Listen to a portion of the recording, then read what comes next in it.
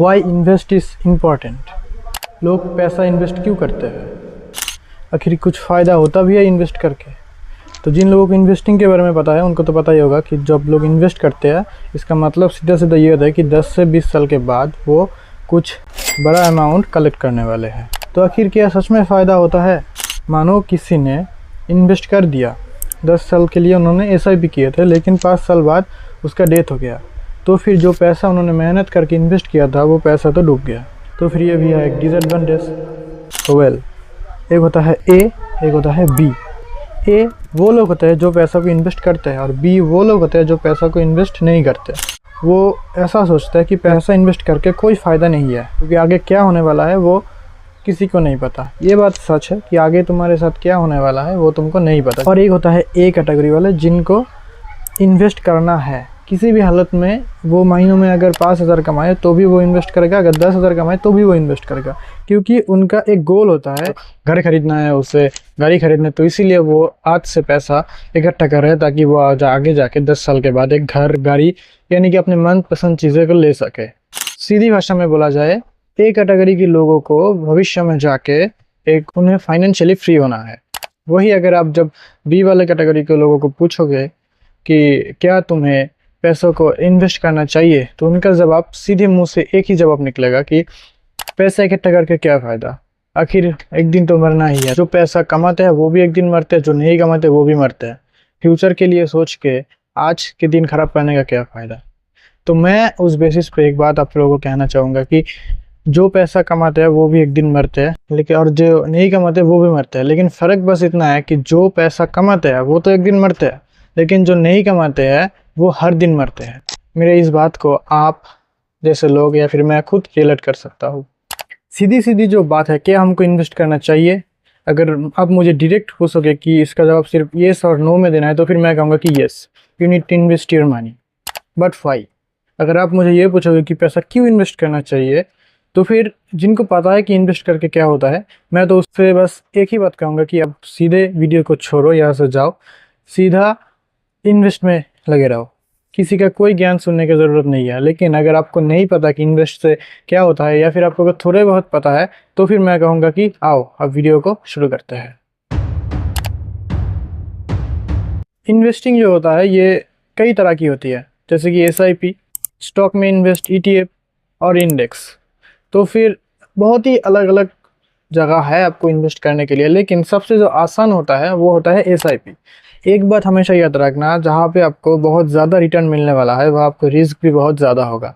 जैसे कि अगर आपके पास नॉलेज उतना ज़्यादा नहीं है, तो फिर मैं तो कहूँगा कि आप स्टॉक्स, ETFs और इंडेक्स को थोड़ा अवॉइड करके ही चलो, क्योंकि इसमें थोड़ा आपको रिटर्न्स तो हाई मिलते हैं, लेकिन यहाँ पे आपको लॉस होने का भी चांसेस थोड़ा बहुत रहता है। लेकिन अगर आपको थोड़ा बहुत बस नॉलेज है, तो फिर मतलब नॉलेज ना के बराबर है, सिर्फ आपको पता है इन्वेस्टिंग के बारे में, तो फिर मैं कहूँगा कि आप SIP करके चलिए, आपको अच्छा खासा रिटर्न मिल जाएगा। इसका मतलब है कि आपको अगर हाई क्वालिटी का नॉलेज नहीं है स्टॉक्स के बारे में और ETFs आई मीन्स इंडेक्स के बारे में, तो फिर आप आगे जाके लॉसेस भी कर सकते हो। तो अब बात करते हैं इस इन्वेस्टिंग की एडवांटेज के बारे में। पहला पॉइंट है wealth growth. Investment can help your money grow over the time through the power of compounding interest and return. अब जिनको कंपाउंडिंग के बारे में पता है वो तो बहुत अच्छे तरीके से जानते हैं कि कंपाउंडिंग को आठवां अजूबा भी कहा जाता है। अब बहुत सारे लोग इस 2024 में बहुत सारे लोगों की, लगभग मैं मान के चलता हूँ कि हर एक लोगों को इन कंपाउंडिंग के बारे में पता है, लेकिन उनको सिर्फ इतना पता है कंपाउंडिंग में पैसा बढ़ता है, लेकिन कितना बढ़ता है, कैसे बढ़ता है, कितना टाइम लगता है कंपाउंडिंग को एक बहुत ही अच्छा खासा प्लेस में लेके जाने के लिए, वो उनको नहीं पता। क्योंकि सभी लोग जब कंपाउंडिंग की बात करते हैं तब वो 2 साल, 3 साल, 5 साल या फिर मैक्सिमम 10 साल के लिए भी सोचते हैं कि मैं 10 साल तक कंपाउंडिंग करूंगा और फिर जाके मुझे इतना अमाउंट मिलेगा। और जब वो जाके करता है 10 साल के बाद उसका मनपसंद रिटर्न उनको नहीं मिलता, तब उन्हें लगता है कि नहीं, ये इन्वेस्ट तो करना ही बेकार था, इससे अच्छा तो मैं किसी बिजनेस में लगा देता तो मुझे इससे ज़्यादा रिटर्न मिल जाते। तो मैं अभी स्क्रीन पे SIP कैलकुलेटर को, जो कि सिंपल SIP कैलकुलेटर है, अगर कोई मंथली 5,000 रुपीज़ इन्वेस्ट करे और 10 साल के लिए करे, तो फिर और जो इसका ग्रोथ परसेंटेज है वो मैं 13% मान के चलता हूँ, जो कि एवरेज रहता है। और मैं अगर इसमें इन्फ्लेशन को भी ऐड कर दूँ जो कि 6% रहता है, तो फिर अब जाके 10 साल बाद आपको जो रिटर्न मिलने वाला है, आप जितना कैपिटल यूज़ किए 10 साल में वो है 6 लाख, और 10 साल बाद आपको जो मिला वो है लगभग 8,70,000 के बराबर, यानी कि आपको 2,70,000 के बराबर प्रॉफिट हुआ, जो कि आपके मनपसंद तो बिल्कुल नहीं है। 10 साल में सिर्फ 2.5 लाख ही मुझे प्रॉफिट हुआ, फिर ये कंपाउंडिंग किस काम की।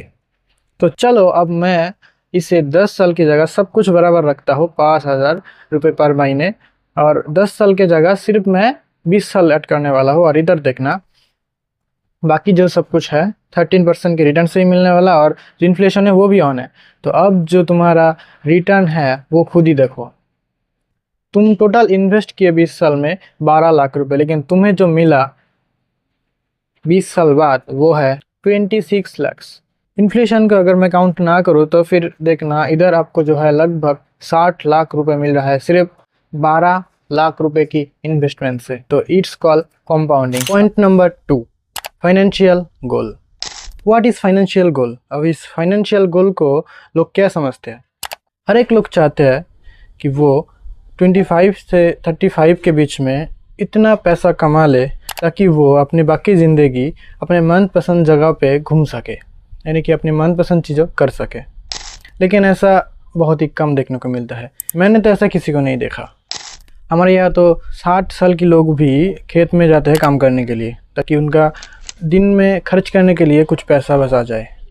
इन लोगों की तो हो गया, लेकिन हमारे साथ ऐसा ना हो, तो इसीलिए हमको सोचना पड़ेगा थोड़ा फ्यूचर के बारे में, ताकि इस 60 साल में जाके इन लोगों की तरह खेत में या फिर हर दिन कुछ अपने खर्चे की पैसा कमाने के लिए इतना मेहनत ना करने पड़े। तो that's why we need to invest our money for future. तो देखो, फाइनेंशियल गोल का मतलब ये नहीं है कि आप 20 साल बाद अब जाके आपको गाड़ी ही खरीदना है, आपको घर ही खरीदना है, या फिर जो आपको मनपसंद चीज़ है वो ही खरीदना है, यानी कि लग्जरी चीज़ें खरीदना ही फाइनेंशियल गोल नहीं है। फाइनेंशियल गोल का मतलब ये होता है कि आप जो मानो कि अभी जो 60 साल की जिसका मैंने एग्जाम्पल दिए, वो लोग अगर उनके पास अभी के टाइम पे महीनों में 10,000 रुपये उनके पास आ जाते, तो क्या वो बहुत ही फ्री फील नहीं करते? इसका मतलब सीधा सीधा ये होता है कि आपको सिर्फ गाड़ी ही नहीं खरीदना है, आपको ऐसा हो कि आप जब 40-50 के हो जाओगे तब आपको इतना मेहनत की काम ना करना पड़े, आपके पास ऑटोमेटिकली महीने भर में पैसा आते रहे। 40 के बाद खुद के अंदर इतना पावर रह जाते कि नहीं, मैं काम करूँगा। आपने जो पैसों को इन्वेस्ट किया उस पैसों को आप किसी बिज़नेस में लगाना चाहते हो, और कुछ पैसों से आप गाड़ी खरीदना चाहते हो, फिर आप गाड़ी भी खरीद सकते हो और अपने बिज़नेस को भी चला सकते हो और आगे के बारे में भी सोच सकते हो। लेकिन आपको ऐसा लगता है कि आपको काम नहीं करना है उस साल के बाद, यानी कि आप बुढ़ापे में आपको गाड़ी की कोई शक नहीं है, तो फिर आप चैन से उस उम्र में जाके चैन से जी पाओगे। तो ये होता है मेरे ख्याल से फाइनेंशियल गोल, जिसे फाइनेंशियल फ्रीडम भी कहते हैं। Point number 3, how much money. इसका सीधा सा मतलब होता है कि हमको कितना अमाउंट इन्वेस्ट करना चाहिए ताकि जनरेशन है 60 साल वाले, उनकी तरह हमारे हालत ना हो। तो इसीलिए हमको कितना इन्वेस्ट करना पड़ेगा। तो मैं तो कहता कि आप हर महीने 5,000 रुपये इन्वेस्ट कर दो अगले 20 से 30 साल के लिए। अब मैंने ऐसा क्यों कहा? जो लोगों की मानो सैलरी ही 25,000 है, वो कहेगा कि मेरा तो इससे भी कुछ नहीं होता, तो फिर अगर मैं इससे 5,000 रुपये इन्वेस्ट भी कर दूँ, बचता मेरे पास ओनली 20,000, जिससे मेरा घर नहीं चलता। तो मैं ये कहता कि अब तुम्हारे सैलरी अगर 25,000 ना हो के 20,000 होता, तो वही मान के चलो कि तुम्हारा सैलरी 20,000 है और उस हिसाब से इन्वेस्ट करो। मानो कि वो 5,000 तुम्हारे लिए है ही नहीं। अब जिनका सैलरी 20,000 है, तो मैं भी उससे यही बात कहूँगा कि आप 5,000 रुपये को छोड़ के चलो, कि मानो आपके पास 5,000 रुपये कम आपका सैलरी है, यानी कि 15,000 आपके पास सैलरी है, तो बाकी 5,000 आप इन्वेस्ट कर दो, भला ही आपका ही होगा। अभी मानो किसी के पास सैलरी 15,000 की है, 15,000 रुपये, तो वो अगर 5,000 इन्वेस्ट कर दे तो बचता है 10,000, जो कि मेरे ख्याल से अच्छा नहीं है।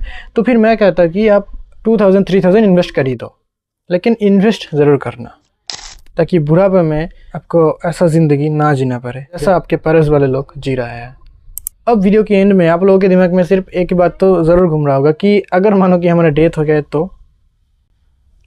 तो मैं तो बस इतना कहना चाहूँगा कि जितना सारे मैंने एक्सप्लेनेशन दिए, इसके बावजूद भी आपके दिमाग में अगर ये बात आए कि हमारा डेथ हो गया तो फिर मैं बस इतना कहना चाहूँगा कि आप जब डेथ होगा ना, तब एटलीस्ट लोग आपके बारे में ये कहेगा कि इसके नाम पे एटलीस्ट इतना अमाउंट है, आपको चैन से मरने देगा। बस ये सोच के इन्वेस्ट में लगे रहो, बाद में आके थैंक्स कह देना आपसे 20 साल के बाद। अगर यूट्यूब रहा तो इसी वीडियो के कमेंट में आके कमेंट कर देना। बाकी वीडियो अगर अच्छा लगे तो वीडियो को लाइक कर सकते हो, और ऐसे अगर वीडियो देखना है तो फिर सब्सक्राइब कर दो। मिलते हैं किसी अगले वीडियो में। टाटा।